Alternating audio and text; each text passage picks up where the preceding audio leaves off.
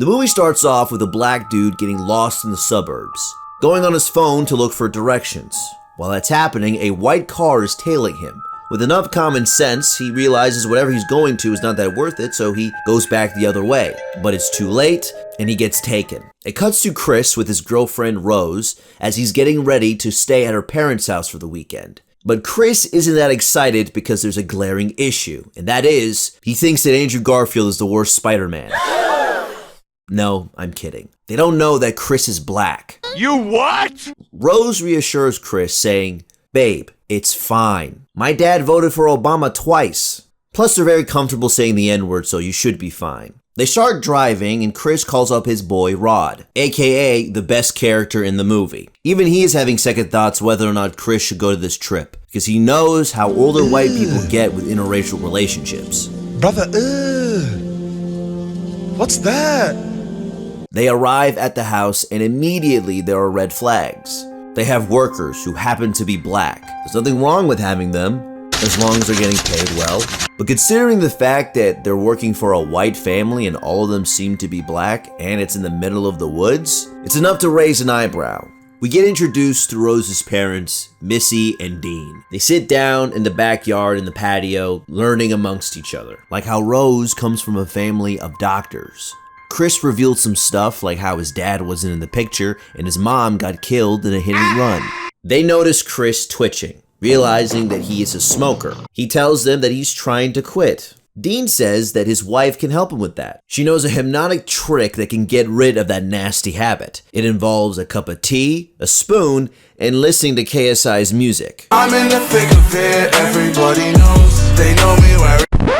We see one of the other workers, the maid, Georgina, serving everyone iced tea. When she was pouring Chris a glass, she got distracted, causing her to pour too much. We finally meet Rose's brother, who turns out to be Banshee from X-Men First Class. "What are you doing here, my boy?" Nighttime arrives and they're having dinner. Jeremy is doing what brothers do, making fun of their sister, telling Chris embarrassing stories about her. The conversation got awkward when Jeremy wanted to show Chris some MMA moves. Later into the night, Chris went downstairs and outside to smoke a cig.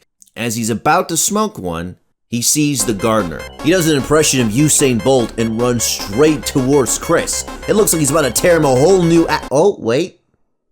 He just went the other way.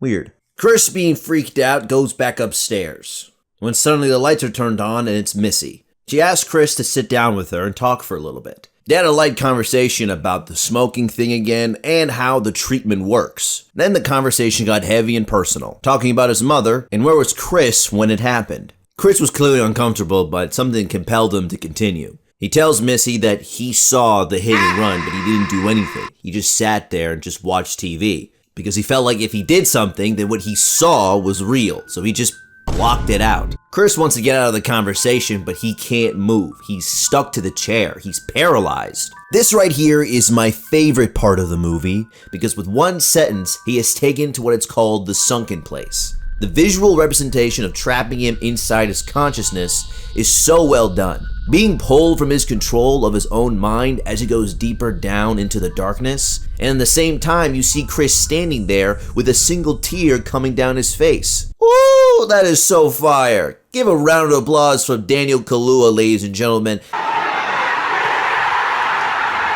The next shot is him back in bed, sweating, thinking what happened must have been a dream. In the day, Chris went out to take some pictures. He looks up and he sees the maid through a window, staring at herself in front of a mirror. He uses his camera to get a closer look and to see what the hell is she doing. That's when she turns and sees Chris. He looks away, pretending to take more pictures. That's when he notices the gardener, Walter. He goes up to him, introduces himself finally, and the man's aura is strange, especially when he talks about Rose. Of a kind, top of the line, a real doggone keeper.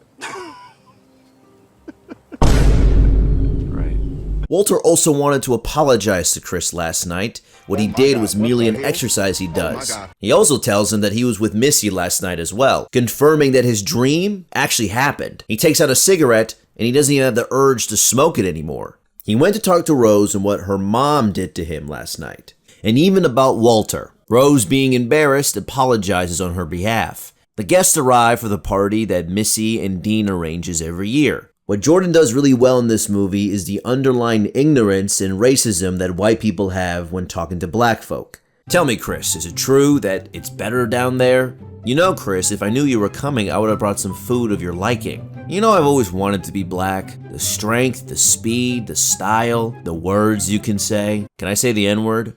Having enough of the white antics, he goes on his own, possibly takes some more pictures. That's when he notices another black dude in the party. Relieved, he goes up and talks to him. And guess what? It's the dude from the beginning of the movie. But he looks completely different. He does recognize him though, but he can't place where. After that, he talks to a blind man who's a fan of his work. Chris goes upstairs to check on his phone. When he does, everybody in the room goes silent. He goes up into his room and he sees that his phone is not plugged in. Rose follows him and he tells him that his phone hasn't been charging since the entire time they got into this trip. And he thinks that Georgina might have something to do with it. Plus, with everything else that's happened, he's starting to think that these people don't want him to be with her. Rose dismissed all of this with the joke, which Chris doesn't like. He stays in the room and called Rod and tells him what's been going on with everything. Rod speculates that Missy is brainwashing all the black people and turning them into their own personal slaves, which Chris is having a hard time believing, but he agrees that the vibe in here is weird.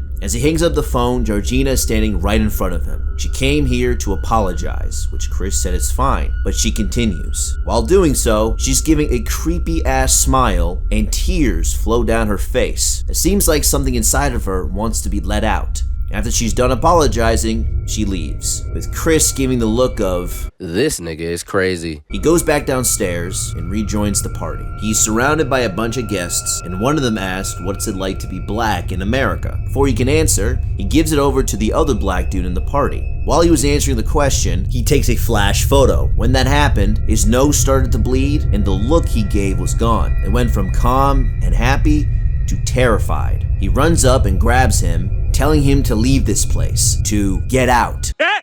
He said it! The next shot is him calmed down and apologizing to Chris. At this point, he has had enough. He took Rose to an area where they can be alone and tell her that he wants to leave. Saddened and disappointed but not surprised, she agrees. Meanwhile, everybody in the party are having a silent auction. I wonder what's the prize? Wait, what?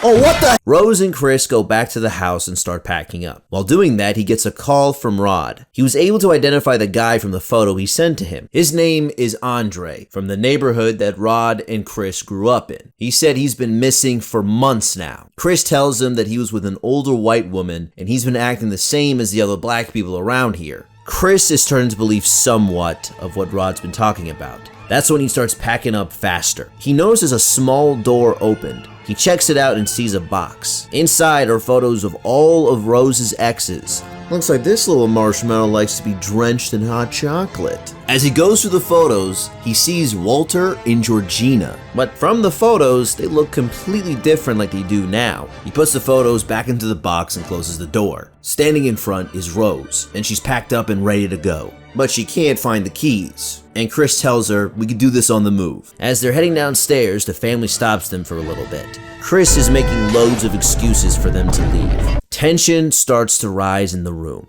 Chris keeps asking Rose for keys more and more, and each time he does, he raises his voice. And when he does again, Jeremy swings on him. That's when she drops the act and reveals that she's been holding onto the keys the whole time. At this very moment, he knew that he's cooked.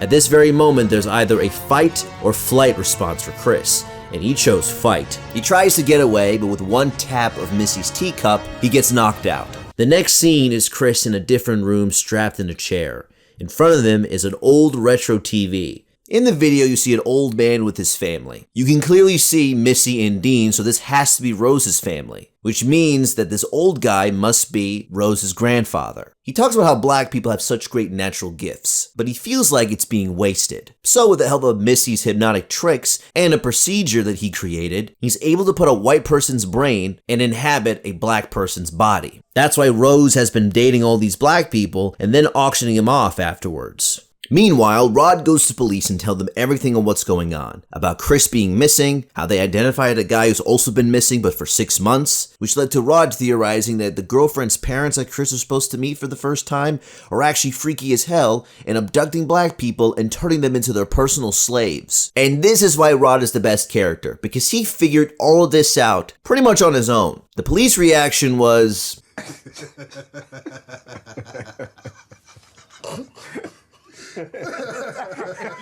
not very helpful. We cut back to Chris and he's still in the chair. Another video starts to play, but this time it's a live feed of a bald old man. Turns out it's the blind photographer that Chris talked to in the party. He tells him that he's the one that bought Chris and he wants to say thank you. Because of him, he's able to see again. The live feed ends and Chris is bugging out, trying to figure out a way to get out of this. A couple of hours passed and the surgery is about to begin. Chris gets knocked out so he wouldn't cause trouble. Jeremy comes in with a wheelchair and unstraps Chris and sets up the IV bag. Now this right here is the best sequence in the whole film because the entire family get their comeuppance. Karma's not a bitch, she's a mirror. It starts off with Chris grabbing something heavy and bashing Jeremy over the head twice. Then he kills Dean with deer antlers. When he gets upstairs and sees Missy, It's about to go down. she runs to the teacup. Chris throws it away. Then she stabs Chris's hand. This right here is a man who is tired of all of it. I heard when this was in theaters, the black people in the audience were howling, especially at this part.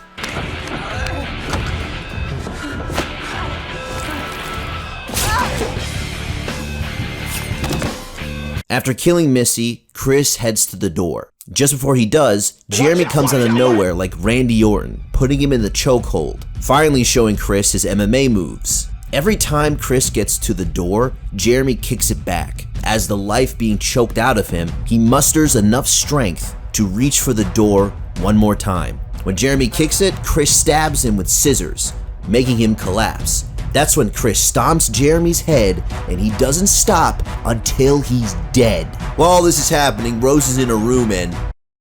Hold up. Forget the fact she immediately started BBC hunting again. Who the hell would have milk and cereal separately? Due to the fight that Jeremy and Chris had, the house catches on fire. He takes his keys and starts driving. He calls the police, and while he's talking to them, he accidentally hits Genevieve.